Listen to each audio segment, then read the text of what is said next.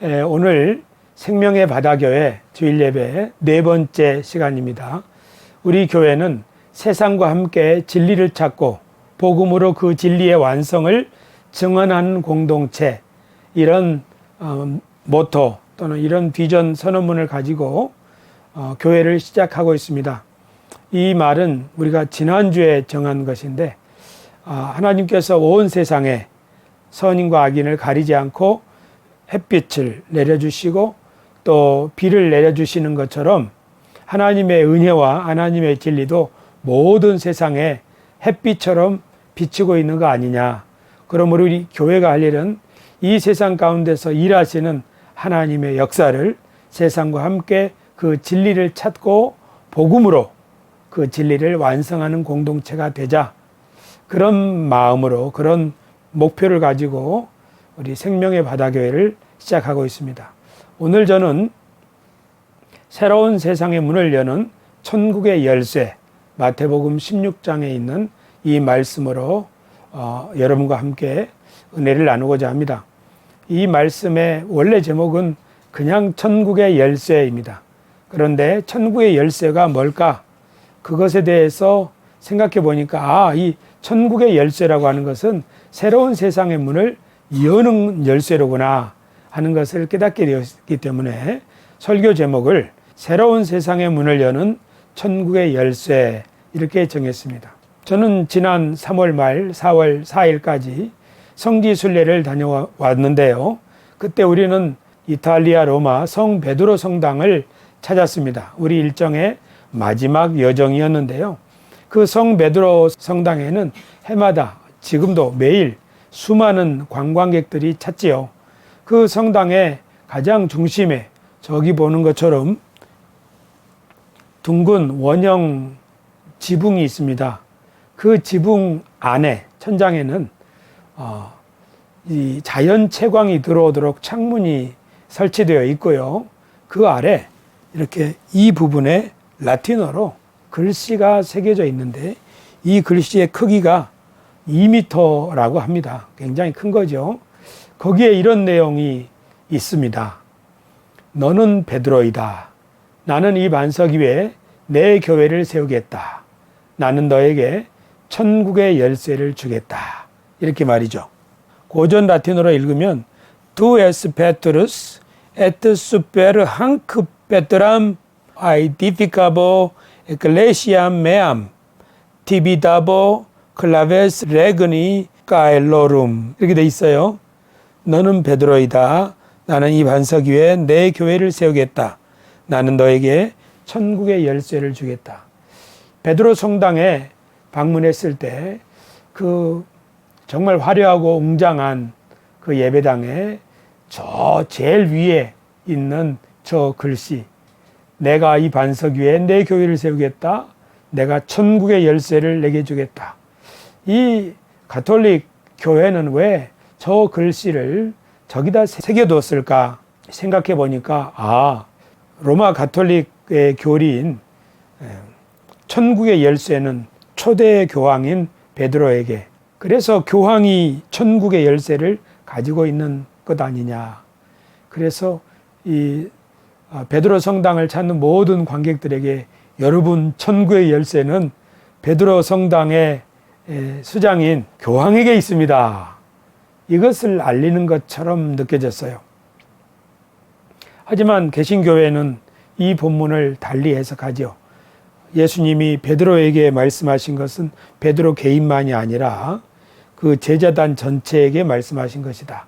그래서 교회에게, 교회 공동체에게 이 천국의 열쇠를 주신 것이라고 이해를 하는 거죠. 그런데 성경의 열쇠를 찾아보면 요한계시록에 빌라델비아 교회의 사자에게 편지하기를, 거룩하고 진실하사 다윗의 열쇠를 가지시니 곧 열면 닫을 사람이 없고 닫으면 열 사람이 없는 그이가 가라사대. 다윗의 열쇠가 있는데요. 요한계시록에서는 예수님이 다윗의 열쇠를 가지고 닫기도 하고 열기도 하고 그렇다는 거죠. 어디 문을 닫고 어디 문을 여는 걸까요? 다윗의 자손, 아브라함의 자손, 다윗의 나라에 들어올 사람, 즉 하나님의 백성 공동체의 백성이 될 수 있냐 없느냐를 결정하는 키를, 그 권세를 가지신 분이라고 예수님을 소개하죠. 열쇠는 어떤 사람들을 공동체에 들어오게 할 수 있느냐 없느냐를 결정하는 권세라고 볼 수 있습니다. 두 번째, 또 예수님이 하신 말씀 중에 화 있을진저 너희 율법사여 너희가 지식의 열쇠를 가져가고 너희도 들어가지 않고 또 들어가고자 하는 자도 막았느니라 하시니라. 여기를 보면 지식의 열쇠라고 말하는 거죠. 율법사들에게 하나님의 율법을 연구하고 해석해 주는 사람들, 그래서 그 사람들에게는 지식의 열쇠가 있는데, 이 지식의 열쇠는 이것이 하나님의 말씀이라고 하는 옳은 말씀과 그른 말씀을 구별하는 거예요. 내가 너에게 천국의 열쇠를 주노니, 그 다음에 바로 예수님은 네가 땅에서 무엇이든지 매면 하늘에서도 매일 것이요 내가 땅에서 무엇이든지 풀면 하늘에서도 풀리리라. 이렇게 천국의 열쇠를 가지고 땅에서 매고 푸는 그런 권세를 주셨다고 말씀하시는 것이죠. 그래서 우리 보편적으로 교회는 이걸 뭐라고 이해를 하냐면, 교회에게 주님이 주신 권세, 물론 로마 가톨릭 교회는 교황에게 권세를 주셨다, 천국의 열쇠를 말하는 거죠. 그러면 열쇠 가지고 있는 권세라고 하는 것은 어떤 사람을 신자로 받아들일 것인가 말 것인가, 또 어떤 사람을 주의 종, 성직자로 임명하는 권세, 그런 것이죠. 다윗의 열쇠처럼 말이에요. 교회는 그래서 지금도 신자들을 맞아들이고, 또 신자가 신앙에서 떠났을 경우에는 파문하는 그런 권세가 교회에게 주어진 거죠. 교회 공동체에게. 교회 공동체는 대대로 그렇게 치리하는 권세를 사용했습니다. 또 그릇된 교리에 대해서 이것은 이단의 가르침이다, 옳은 것과 그런 것을 율법사들처럼 그렇게 판별하는 권세를 가졌어요.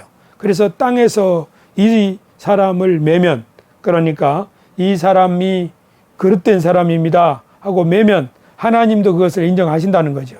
그래서 사람에 대한 권세, 교리에 대한 권세, 그런 것을 권세를 교회에게 주신 권세라고 그렇게 우리는 생각해 볼 수 있습니다. 천국의 열쇠라고 하는 것이 바로 교회 공동체에게 주신 열쇠다, 그렇게 기본적으로 이해할 수 있습니다. 그러니까 로마 가톨릭 교회가 그 베드로 성당에 이 마태복음 16장에 있는 이 말씀을 새겨 둔 것은 그 나름대로 의미가 있다고 볼 수 있어요. 그런데 우리가 천국의 열쇠, 이 열쇠가 천국의 열쇠라고 할 때 천국이 뭐냐? 천국은 우리가 단지 어떤 장소, 죽은 후에 들어갈 장소를 말하는 것이 아니라고 배웠잖아요. 천국은 하나님의 뜻이 이루어지는 세상이라고 볼 수 있어요. 예를 들면 사도 바울은 로마서 14장에서 천국, 하나님의 나라는 먹는 것과 마시는 것이 아니요 오직 성령 안에 있는 의와 평강과 희락이라, 그렇게 말했죠.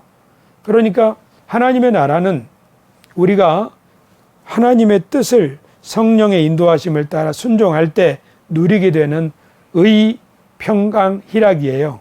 여기서 말하는 의라고 하는 것은 당당함, 정의로움, 그래서 솔직함, 거짓이 없는 거겠죠. 그러니까 우리가 하나님 나라가 우리에게 임할 때 우리가 누리게 되는, 성령 안에서 누리게 되는 그것은 뭐냐면 사람과 사람 사이에 진실한 소통이에요. 여기에 거짓이 개입하면 이것이 즐거움이 없죠. 그리고 그렇기 때문에 모든 오해를 풀고 서로 화목하고 평화를 누리고, 그리고 그렇기 때문에 그런 관계 속에서, 교제 속에서 누리게 되는 기쁨, 충만한 삶, 그것을 우리는 하나님 나라라고 사도 바울을 통해서 알 수 있는 거죠. 그러니까 천국의 열쇠, 하나님 나라의 열쇠, 이것은 우리가 그 거짓과 불의와 다툼 속에서 치고받고 싸우는 불행한 삶이 아니라 성령 안에서 누리는 행복한 삶, 하나님이 우리에게 주시는 새로운 세상. 지금은 아니에요. 지금 우리가 갈등이 있고 그것이 가정이든 국가든 온 세계든 지금 우리는 실시간으로 전쟁 뉴스를 듣고 있잖아요. 그렇기 때문에 지금 우리는 이 하나님 나라가 완전하지 않다는 것을 알고 있어요.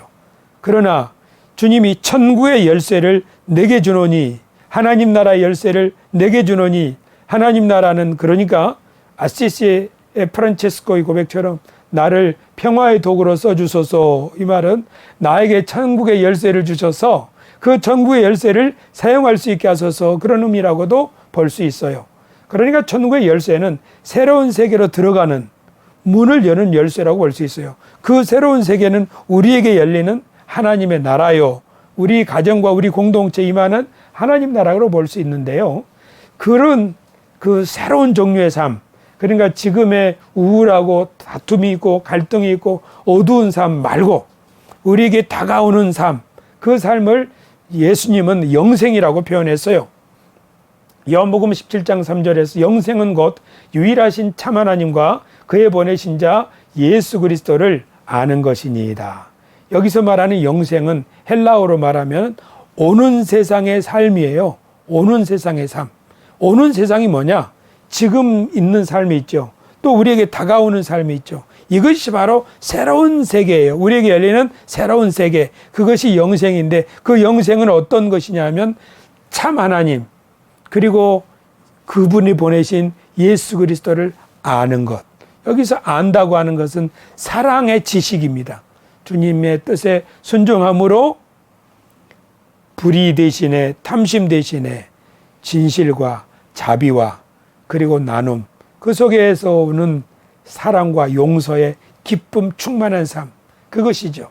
그러니까 예수님께서 교회에게 천국의 열쇠를 내게 주노라 하는 것은 단지 내가 누구를 교인으로 받아들이고 누구를 목회자로 세워라 하는 그 임명권만을 의미하는 것이 아니라, 또는 이것이 옳은 교리고 이것이 그른 교리고 이것이 정통이고 이것이 이단이고 하는 것을 결정하는 권세만을 의미하는 것이 아니라, 그것 중요합니다. 그것을 통해서 교회는 건강한 공동체로 세워지니까요. 교회 안에 분란을 일으키는 사람들이 어지럽게 하면 안 되잖아요. 그릇된 가르침이 막 교회를 어지럽게 하면 안 되잖아요. 그러니까 그것을 바로잡는 권세, 내가 땅에서 매면 하늘에서도 매일 것이요 땅에서 풀면 하늘에서도 풀리리라고 하는 권세는 중요한 것이에요.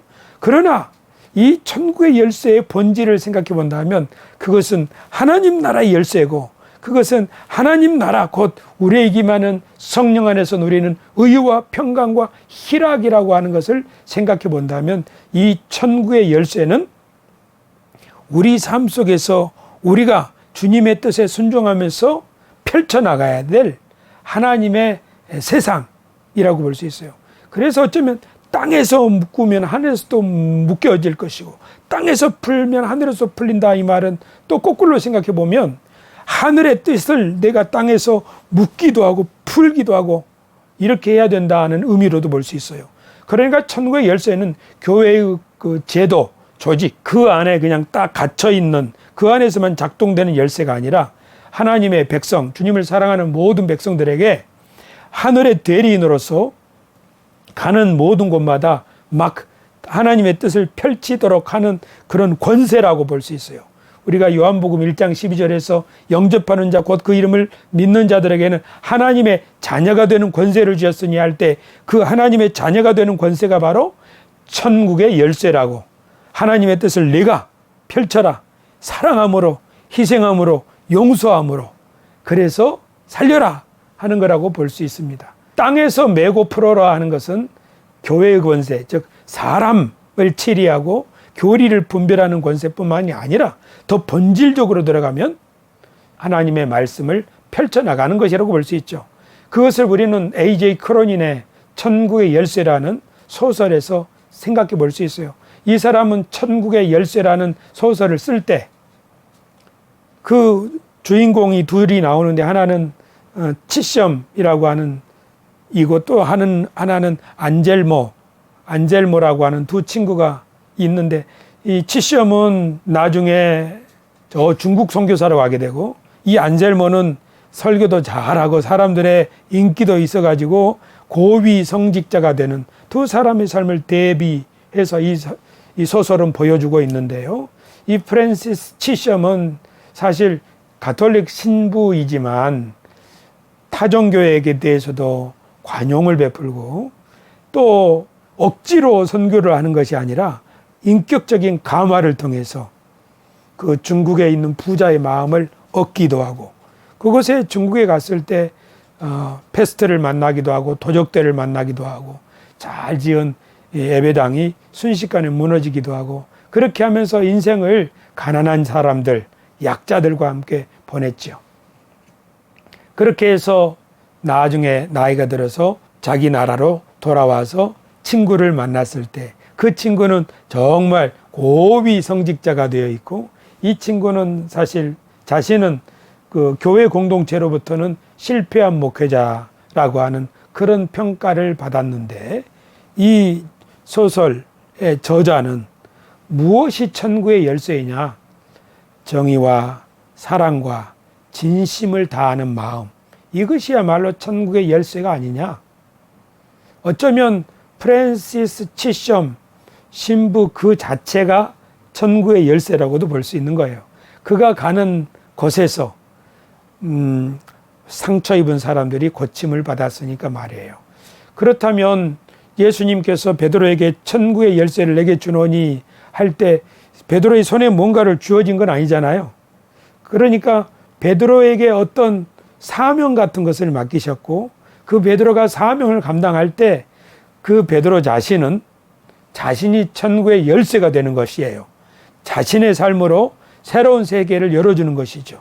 우리는 사도 바울의 삶에서 사도 바울도 마치 천국의 열쇠처럼 이방인의 선교의 문을 열어주잖아요. 묶인 사람을 풀어주기도 하고, 갇힌 사람도 풀어주기도 하고, 또 제자들을 양육해서 파송하기도 하고, 이런 것을 보면 사도 바울의 삶 자체가 천국의 열쇠라고 볼 수 있어요. 사도 바울은 나중에 감옥에 갇혀 있지만, 그래서 자유가 없고 원하는 대로 사역도 할 수 없죠. 정말 외로웠고 추웠을 거예요. 그래서 디모데에게 옷을 좀 가져다 달라고 하잖아요. 그 로마의 감옥에서, 우리가 이번에 본 그 추운 감옥에서 말이에요. 하지만 그 감옥에서 바울은 편지를 썼지요. 그리고 그 편지가 또 하나의 열쇠가 되고 또 하나의 권세가 돼서 많은 교회들의 문제를 해결해주고 오고 오는 모든 세대의 사람들의 믿음을 열어주니까 사도 바울의 편지야말로 새로운 세상을 열어주는, 새로운 시대로 들어가는 문을 여는 열쇠, 천국의 열쇠라고 볼 수 있는 것이죠. 그러면 이 천국의 열쇠는 누구에게 주는 걸까요? 오늘 우리는 사도 베드로에게 주님이 천국의 열쇠를 주셨다는 것을 우리는 알고 있죠. 그런데 예수님이 언제 베드로에게 이 말씀을 하셨는가? 마태복음 16장을 보면 시몬 베드로가 이렇게 말했어요. 주는 그리스도시요 살아계신 하나님의 아들이시니이다.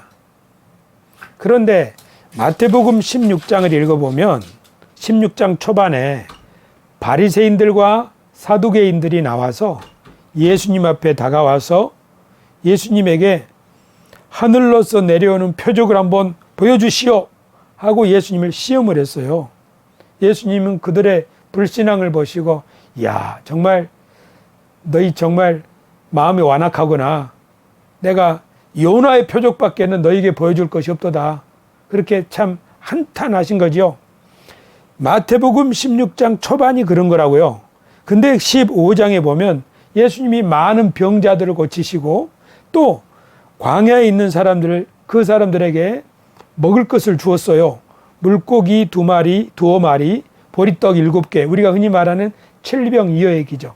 그리고 여자와 아이들을 제외한 4,000명의 사람들을 먹인 기적 말이에요.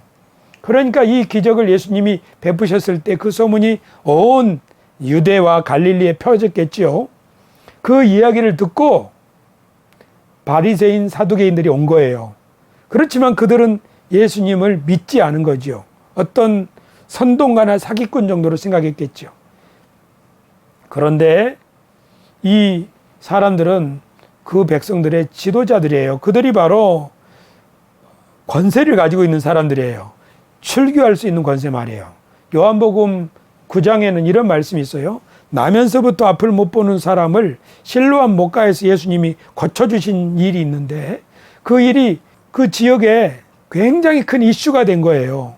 왜냐하면 그 40살 먹은 소경은 40년 동안 소경이었으니까 모든 사람이 알 거 아니에요? 그러니까 소경이 눈을 뜬 사건은 그 지역에서 큰 이슈였죠. 그랬더니 그 유대인들, 지도자들이 사람들을 공동체 안에 들이고 쫓아내고 하는 권세를 가진 지도자들이 조사를 나온 거예요. 그래가지고 부모에게 물은 거죠. 당신 아들이 진짜로 나면서부터 소경이었습니까? 말하자면 이거 사기 아닙니까? 하는 거예요. 어떻게 된 건지 얘기해 보시오. 그러니까 부모가 말하는 거예요.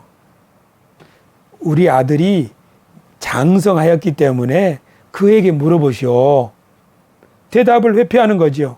이 부모는 왜 대답을 회피하는가? 요한복음에 이렇게 기록되어 있어요.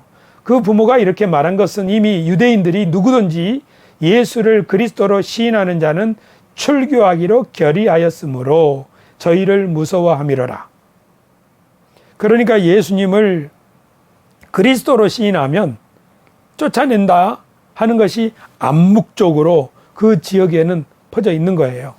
그런데 그 유대인들이, 바리새인들이, 그 율법사들이 예수님께 와가지고 하늘로서 내려오는 기적을, 표적을 한번 보여봐라 이렇게 말했던 거죠. 그 일이 있고 나서 예수님이 제자들에게 이렇게 묻는 거예요. 사람들이 나를 누구라고 하더냐? 제자들은 사람들의 말을 전해줍니다. 사람들이 예수님을 누구라고 할까요? 그 눈고침을 받은 소경처럼 이분이 그리스도가 아니냐 이렇게 말할까요? 사람들은 그렇게 말하지 못했어요. 뭐라고 얘기했어요? 아, 그 사람은 엘리야인 것 같다. 세례 요한이 죽었다 살아난 것 아니냐? 이렇게 말한 거예요. 뭘 못한 거죠? 예수님이 그리스도라는 사실을 차마 말 못하고 위대한 선지자라고 고백하는 거예요. 그런 말들을 제자들이 예수님에게 전해준 거죠. 그때 예수님께서 제자들에게 묻는 거예요. 그러면 너희는 나를 누구라고 하느냐? 그때 감히 누구도 말을 못할 때 베드로가 일어나서 말한 거예요. 주는 그리스도시요 살아계신 하나님의 아들이십니다. 베드로가 이 말을 할 때 베드로는 어떻게 하는 거예요? 나는 출교당해도 졌습니다. 내가 만난 예수님, 내가 들은 예수님의 말씀, 내가 본 예수님, 당신은 그리스도시요 당신은 하나님의 아들이십니다. 나는 내 인생을 걸고 이것을 말할 수 있습니다. 이것이 바로 베드로의 몰론답에 죽으면 죽으리라 하는 고백이죠. 저는 2주 전에 이런 설교를 했습니다. 사도 바울의 몰론라베. 몰론라베는 스파르타의 영웅 레오니다스가 페르시아의 대군을 막기 위해서 세르모필레에서 300명의 용사와 함께 죽으면 죽으리라. 페르시아의 왕 크세르크세스지요. 무기를 내려놓고 항복해라 하니까 무기를 내려놓으라고? 와서 한번 가져가 봐. 300명이 20만의 군대와 맞짱을 뜨겠다는 거죠. 이 싸움의 결과는 이미 정해져 있어요. 죽는 거예요. 하지만 그냥 죽지는 않겠다는 거예요. 왜냐하면 우리 그리스의 연합, 도시국가들의 연합이 당신들에게 굴복할 수 없다 하는 거죠. 죽으면 죽으리라. 그랬더니 세르모필레의 그 기백과 헌신과 희생을 보고 모든 그리스 국가가 다시 일어나서 나중에 살라미스 해전에서 페르시아를 완전히 무너뜨리고 3차 전쟁에서 페르시아의 잔당을 완전히 무찔렀던 것이죠. 천국의 열쇠를 베드로에게 예수님께서 주노라 할 때 천국의 열쇠를 교황이 가지고 있다 또는 모든 그리스도인이 예수님을 믿음으로 고백하는 사람 다 천국의 열쇠를 가졌다 우리가 이렇게 말하지만 사실은 아니에요. 예수님이 베드로에게 그 말씀하실 때 베드로는 죽으면 죽으리다 이런 결의가 있었던 거예요. 나는 주님의 뜻을 따르기 위해서 이 고백을 위해서 죽어도 좋습니다 하는 그 고백을 하는 사람들에게 손에 지금 천국의 열쇠가 쥐어져 있다는 사실을 우리는 기억해야 됩니다. 그러니까 그 열쇠를 가진 사람들은 땅에서 풀려고 하겠죠. 땅에서 묶으려고 하겠죠.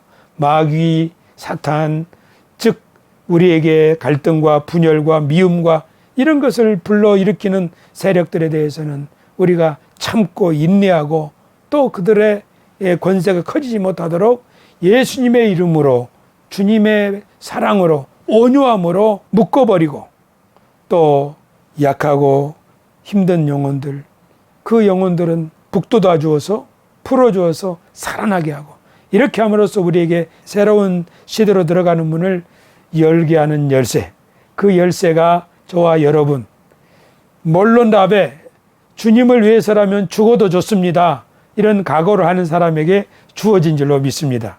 그러면 우리는 이 천국의 열쇠를 어떻게 사용해야 할까요? 우리 시편 16편 8편에 내가 여호와를 항상 내 앞에 모시며 그가 나의 오른쪽에 계심으로 내가 흔들리지 아니하리로다. 그래요. 주님이 나와 항상 함께하니 이때 내가 어떻게 할까? 내가 살짝 거짓말하면 큰 돈을 벌 수 있는데 어떻게 할까? 주님이 나와 함께 하시는데 내가 이 어째 악을 행하겠습니까? 거짓과 불법에 대해서 정의와 진실의 용기를 내려고 할 때 천국의 열쇠가 작동하는 시간이라고 볼 수 있습니다. 우리는 고위 공직자들이 청문회나 국회에 나와가지고 거짓말로 그 순간을 모면하려고 거짓말하는 것을 자주 볼 수 있습니다. 그렇게 공직자들이 거짓말할 때마다 우리나라는 어두워지는 거예요. 그러나 자신이 일신의 불이익이 온다고 할지라도 진실을 말하는 사람, 저 상관의 불법을 드러내놓고 얘기하는 사람, 이런 사람은 수년간 고통을 당할 수도 있고 또 한직으로 물려나거나 또는 파면당할 수도 있어요. 불이익을 당할 수 있죠. 그러나 그 사람들의 진실을 위한 용기, 그것이 우리 대한민국을 새로운 세상으로 열어가는 열쇠가 된다고 저는 확신합니다. 그뿐만이 아니라 약한 사람들과 함께 하려는 그런 마음, 지금 우리 대한민국에 새로운 정부가 들어서서 새로운 시대로 들어가는 열쇠를 지금 열려고 열심히 노력하고 있는데, 어떻게 보면 대통령이라고 하는 권세 또는 의무, 이것은 굉장히 큰 열쇠를 받은 것이라고 볼 수 있어요. 고위 공직자들도 마찬가지예요. 하지만 우리나라가 새로운 시대로 들어가는 문을 여는 열쇠는 그런 공직자들에게만 주어진 것이 아니라 모든 국민들의 손에 이 열쇠가 달려 있어요. 그러니까 모든 국민들이 불의와 불법에 대해서는 아니다, 차별과 배제에 대해서도 아니다 하는 마음으로 정의롭고, 우리가 사도 바울이 말한 것처럼 하나님 나라는 의와 화평과 기쁨이라고 한 것처럼 우리가 진실하고 소통하고 함께 하려고 하는 그 마음을 우리들이 잘 키워나갈 때 우리 나라도 살기 좋은 나라, 하나님의 나라가 이 땅에 충만하게 임하게 되는 줄로 믿습니다. 우리의 가정도 그렇습니다. 그러므로 우리는 하나님을 항상 모시고 천국의 열쇠를 가진 사람으로서 우리 두루 다니면서 착한 일을 아는 우리 모두가 됩시다. 우리 교회 슬로건 한번 읽읍시다. 생명의 바다교회는 세상과 함께 진리를 찾고 복음으로 그 진리의 완성을 증언하는 공동체입니다. 기도하겠습니다. 존귀하신 아버지 하나님, 오늘 저희는 예수님께서 베드로에게 내가 천국의 열쇠를 내게 주리니 내가 땅에서 매면 하늘에서도 매일 것이요 내가 땅에서 풀면 하늘에서도 풀릴 것이다, 이 말씀을 묵상했습니다. 천국의 열쇠가 교회에게 어떤 권세를 주었는지, 그리고 이 천국의 열쇠가, 하나님 나라의 열쇠가, 새로운 시대로 들어가는 이 열쇠가 오늘 우리들에게 어떤 의미가 있는지, 어떤 사람에게 이 천국의 열쇠가 주어진 것인지 오늘 말씀을 통하여 상고해 보았습니다. 우리들이 받은 이 열쇠, 우리들의 환경, 삶 속에서 열심히 적극적으로 활용하게 하여 주옵시고, 무엇보다도 주님을 앞에 모시고 살아갈 때, 그래서 주님을 따라 의와 평강과 희락의 삶이 풍성해지는 성령의 인도하심을 따르는 삶 속에 하나님 나라가 임하게 되는 줄로 믿습니다. 우리들이 이 하나님 나라의 대리인으로서 우리 삶 속에 주님과 함께 이 복된 일에 초대받은 청지기들이요 대리인인 것을 잊지 않게 하여 주옵시고 우리 있는 그 어느 곳이나 작은 빛을 비출 수 있게 이끌어 주옵소서. 우리 주 예수님의 이름으로 기도드리옵나이다. 아멘. 질의응답 시간입니다. 질문이 있습니까? 어떻게 그 열쇠를 활용할 수 있을까요? 그 열쇠를 활용하는 것은 우리가 사람들을 대하는 태도, 자세, 우리의 반응에 달려 있어요. 그러니까 우리에 대해서 부정적인 반응을 하는 사람 또는 도움이 필요한 사람, 부정적인 반응을 하는 사람에 대해서 긍정으로, 긍휼로. 예수님의 산상수훈은 우리가 천국의 열쇠를 활용하는 방법을 가르쳐 준 거라고 볼 수 있어요. 그러니까 너희가 너희를 위하는 사람만, 사랑하는 사람만 사랑하면 이방인보다 나은 게 뭐냐. 그러니까 약한 사람과 함께 하려고 하는 그 다가가고 나누고 돕는 그게 바로 천국의 열쇠를 쓰는 거예요. 그렇죠.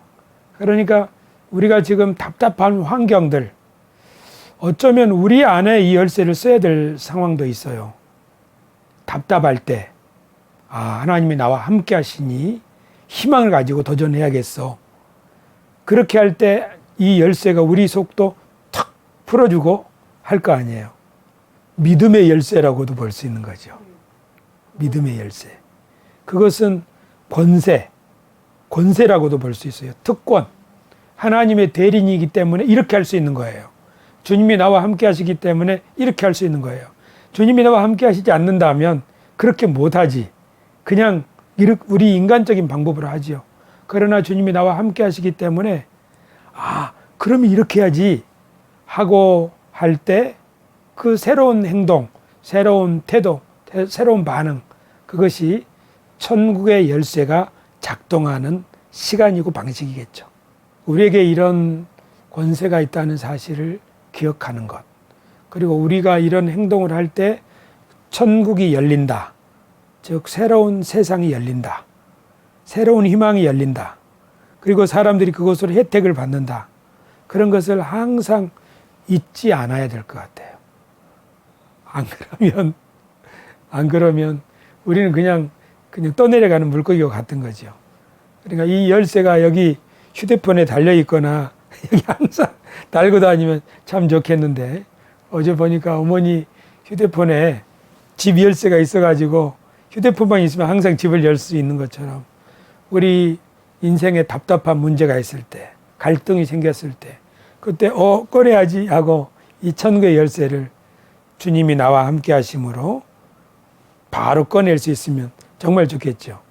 이게 바로 믿음을 순간순간 발동하는 거라고 볼 수 있어요. 그래서 우리가 시편 16편 8절에 있는 것처럼 내가 여호와를 항상 내 앞에 모시며 그가 나의 오른쪽에 계심으로 내가 흔들리지 아니하려다. 이런 믿음으로 우리 일상을 살아가는 거 참 중요한 것 같아요. 그리고 또 하나는 우리 자신이 열쇠다. 내가 열쇠인 거예요. 왜냐하면 내가 거기 가서 나를 통해서 그런 일이 이루어지니까. 예수님이 손에 열쇠를 쥐어준 건 아니잖아요. 하지만 천국의 열쇠를 내게 주노니 내가 묻고 내가 풀고 하는 거니까 결국 우리 베드로 자신이 그 열쇠인 거예요. 왜냐하면 베드로가 풀어야 되니까. 그러니까 우리들이 천국의 열쇠라고 이해할 수도 있어요. 우리들이. 그렇죠? 그리고 또 한 가지는 이 교회에게 주신 권세. 그러니까 사람에 대한 권세, 교리에 대한 권세. 이것을 판별하는 권세 말이에요. 정하는 권세지요. 그런데 천국의 열쇠는 그것만이 아니라 우리 개개인들이 하나님의 자녀의 권세를 가지고 새로운 행동을 하는 것, 새로운 방식의 삶을 사는 것. 어쩌면 이것이 천국의 열쇠의 본질일 수 있어요. 왜냐하면 그렇게 해야 풀리니까 말이에요. 우리 교회에게 주신 권세는 교회 공동체 안에서 작동하는 열쇠라고 한다면 우리 모든 사람들이 베드로와 같은 몰론 라베 죽으면 죽으리라, 예수 그리스도 그분을 따르리라, 그분의 가르침에 순종하리라, 하는 믿음으로 산다면 이것은 굉장히 큰 역사가 일어나겠죠. 우리가 모든 그리스도인들이 다 천국의 열쇠를 손에 들고 또는 자신이 천국의 열쇠가 돼가지고 저 공직사회든지 우리 일상생활에서 막 열기를 시작한다면 우리의 대한민국이나 우리 사회가 얼마나 새로운 신세기가 열리겠어요. 주님이 이런 것을 기대하신 것 아닌가. 그러니까 내가 너에게 천국의 열쇠를 주노니 이 말은 사실 주기도문에 있는 하나님의 뜻이 하늘에서와 같이 땅에서도 이루어지게 하소서 그 방법인 거예요. 하나님의 뜻이 하늘에서처럼 땅에서 이루어지게 되려면 천국의 열쇠를 가지고 산상수훈의 가르침을 적극적으로 실천하는 그런 사람들의 삶 속에서 이것이 이루어지게 되니까요. 그러니까 이 오늘 설교의 제목처럼 새로운 세계로 들어가는 문을 여는 천국의 열쇠, 그것이 바로 주님이 우리에게 주신 믿음이며 우리 자신이며 우리 교회 공동체라는 것을 알 수 있어요. 이런 믿음으로 한번 한 주간 살아봅시다. 여러분도 그렇게 한번 살아보시기 바랍니다.